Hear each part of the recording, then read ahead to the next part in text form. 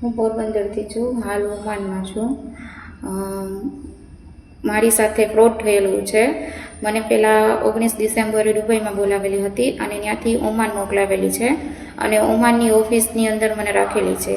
ઓમાનની ઓફિસની અંદર એજન્ટ ખોટું બોલી અને મોકલાવે છે, ઇન્ડિયન ફેમિલી છે એવું કહીને બોલાવે છે અને પછી ઓફિસની અંદર રાખે છે.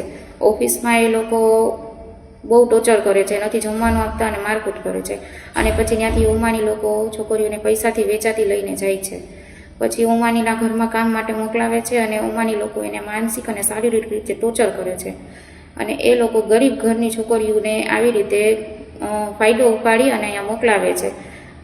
આખા ગુજરાત નહીં પણ બધા રાજ્યને હું એવી અપીલ કરું છું કે કોઈ પણ છોકરી એજન્ટના ભરોસે ઓમાન કે દુબઈની વિઝા ન લગાવે અને પછી જો રિટર્ન થવાનું તમે કહેશો તો તમારી પાસે 3.5 લાખ રૂપિયાની માંગણી કરે છે. અને મેં મારા એજન્ટને ખાલી એટલી માંગણી કરી કે મને એક ઇન્ડિયન ફેમિલી ગોતી આપો, તો એને મને મા અને બેન સુધી ગાળું આપી અને મને બ્લોક કરી દીધી છે અને પૈસા લઈ લીધા છે મારી પાસેથી.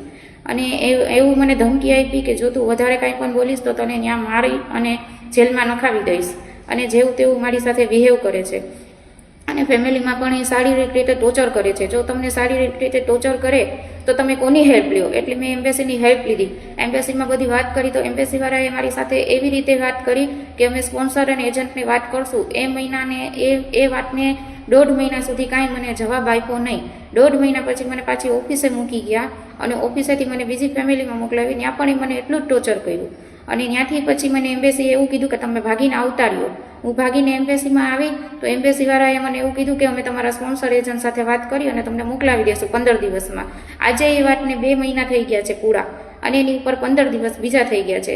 હવે એમ્બેસી એવું કહે છે કે અમારાથી હેલ્પ થતી હતી એટલી અમે તમને કરી આપી, હવે અમે હેલ્પ ન કરી શકીએ, હવે જે પણ કરશે એ કોર્ટ કરશે. તો કોર્ટ માટે જવા માટે નથી મારી પાસે પૈસા, નથી મારી પાસે સરખી રહેવાની જગ્યા, નથી જમવાની જગ્યા, તો હું ક્યાં જાઉં? અહીંયા એક ઇન્ડિયન ફેમિલીએ મારી હેલ્પ કરી, થોડા ટાઈમ મને સાચવી, હવે કેટલો ટાઈમ એ પણ એ સાચવે મને. તો મારી એવી અપીલ છે ત્યાંના ગવર્મેન્ટ અને ત્યાંના પીએસને કે મને અહીંયાથી નીકળવા માટે હેલ્પ કરો.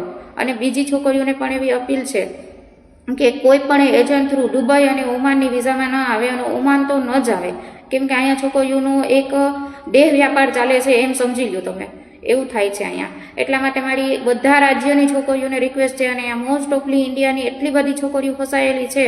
તો મારી મોદી સુધી એવી માંગ છે, નરેન્દ્ર મોદી સુધી, કે અહીંયાથી જેટલી છોકરીઓ ફસાયેલી છે એને સહી સલામત એના પોતપોતાના રાજ્યમાં પહોંચાડે, જે બધી આપણી ઇન્ડિયાની છોકરીઓ છે.